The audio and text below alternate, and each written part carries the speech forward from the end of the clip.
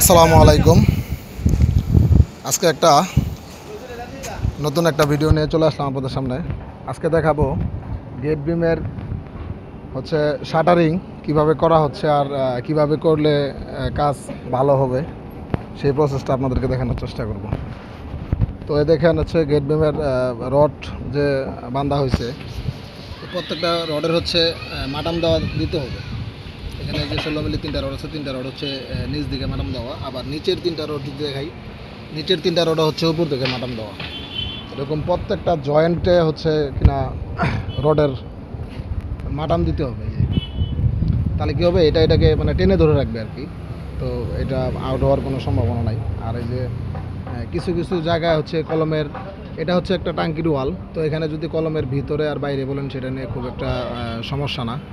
তো আর মেন যে জায়গাগুলো আছে, তো আউটসাইড যেটাকে বলে, এখানে কলমের ভিতর দিয়ে রডগুলো থাকতে হবে। যদিও এই ইয়াটা আরও চাপতো, তো এই ডিস্টেন্সটার কারণে আর চাপে নাই। এখানে আমরা একটু করে বাইন্ধা দিছি, যার কারণে এখানে একটু চাপা দেখা যাচ্ছে। তো আমরা খেয়াল করব যেন কলমের যে রড আছে, রডের ভিতর দিয়ে বিমের রড থাকবে। এই দেখেন, কলমের রডের ভিতর দিয়ে বিমের রড। এই যে কলমের রডের ভিতর দিয়ে বিমের রড। আর নিচে অবশ্যই আপনারা 2.5 ইঞ্চি ব্লক ব্যবহার করবেন, কারণ এটার কাভারিং, এইটার বলতে না, যে কোনো বিমের কাভারিং ম্যাক্সিমাম 2.5 ইঞ্চি। একটা জিনিস খেয়াল রাখতে হবে যে মাটির আমাদের পিএল যেটা কি বলে, প্রাথমিক লেভেল, প্রাথমিক লেভেলের নিচ পর্যন্ত আমাদের কাভারিং থাকতে হবে, ক্লিয়ার কাভার থাকতে হবে 2.5 ইঞ্চি। তো আমরা এখানে এখনও ব্লক দেওয়ার কাজ সম্পন্ন হয় নাই। এই মানে কিছু দিয়ে আর কি আটকায় রাখা হয়েছে।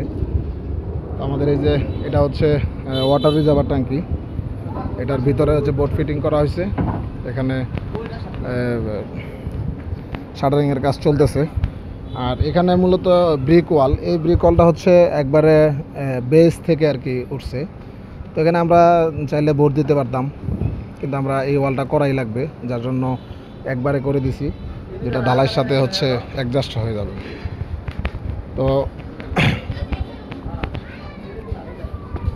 আর মুখ টানা যেটা, এই যে একটা সুতা আপনারা খেয়াল করেন, এই যে একটা সুতা দেখতে পাচ্ছেন, এই সুতাটা অবশ্যই 100% থাকতে হবে। কারণ ভবিষ্যৎ কলমের জন্য যে ট্রিগার করা হবে, বা কলম বোর্ডের আউটসাইড যেটা আর কি, আমাদের এখানে 2টা বোর্ড আছে, ভিতরে একটা বাইরে একটা। তো আউটসাইডের যে বোর্ডটা আছে, এটা অবশ্যই 100% সুতা রাখার চেষ্টা করবেন। কারণ সুতা রাখলে কী হবে, নেক্সটে আপনার যে পিএল পর্যন্ত যে গাঁথনিটা আছে, ওই গাঁথনিটা পারফেক্ট হবে। তো যে মুখটানাগুলো দিছে, মুখটানা আমরা মূলত প্রত্যেক 2 ফিট পর এটার মুখটানাটা দিছি, ভাইব্রেট করলে যেন কলমের বিমের মুখ যেন বড় না হয়ে যায়। এই যে প্রত্যেকটা রড আমাদের কলমের রডের ভিতর দিয়ে থাকতে হবে, একটা জিনিস খেয়াল রাখবেন সবসময়।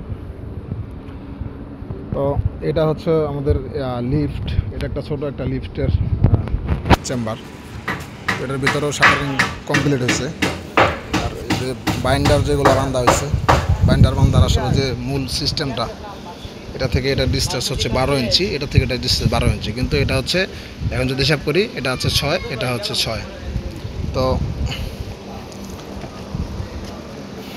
এই যে এখানে একটা সমস্যা দেখা যাচ্ছে, এটা একবার বোর্ডের সাথে লাইগা আছে, তো এটা আমরা ক্লিয়ার করে দিব ব্লক দিয়ে। এটা যখন ব্লক দেওয়ার কাজ করব, তখন সম্পূর্ণগুলো আবার চেক করতে হবে।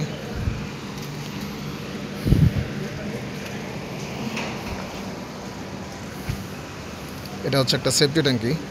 তো সেফটি ট্যাঙ্কিটা আমরা করছি কলমের ভিতরে। আমরা কলমের অনেকে একটা জিনিস ভুল করে, যে সেফটি ট্যাঙ্কি, এই আপনার সেফটি ট্যাঙ্কির ভিতরে কলম পড়ে যায়, বা সেফটি ট্যাঙ্কির কোনায় কলম পড়ে। তো ওটা করা যাবে না। হয়তো 1 ফুট জায়গা আপনার কম হলে সমস্যা নাই সেফটি ট্যাঙ্কির জন্য। সোয়ারেজ লাইন যদি আপনার থাকে ক্লিয়ার, 1 ফুট জায়গা কম হলে সমস্যা নাই, কিন্তু কলম কোনোভাবেই সেফটি ট্যাঙ্কির ভিতরে ফেলানো যাবে না, বা সেফটি ট্যাঙ্কির ওয়াল হিসাবে কলম ইউজ করা যাবে না, কোনো প্রকারেই না। আর ওয়াটার রিজার্ভের ট্যাঙ্কির ব্যাপারে এটা আলাদা হিসাব, কারণ ওখানে পানি থাকে পরিষ্কার, ওখানে ইউজ করলে সমস্যা নেই। আর বিমের সাইড দিয়ে হচ্ছে আমরা দিছি, তক্তা হচ্ছে মাটির নিচ পর্যন্ত গাড়ে দিছি, যেন হচ্ছে আউট না হয়। এরপরও মাটি চাপা দিতেছি কেন, যে একটা মিশ্রণের যে একটা রস থাকে বা নরম যে মশলা, এটা যেন কোনোভাবেই বের না হয়ে যায়। এই জন্য হচ্ছে প্রত্যেক রুমের মধ্যে চতুর্পাশে মাটি চাপা দেওয়া হচ্ছে আর কি।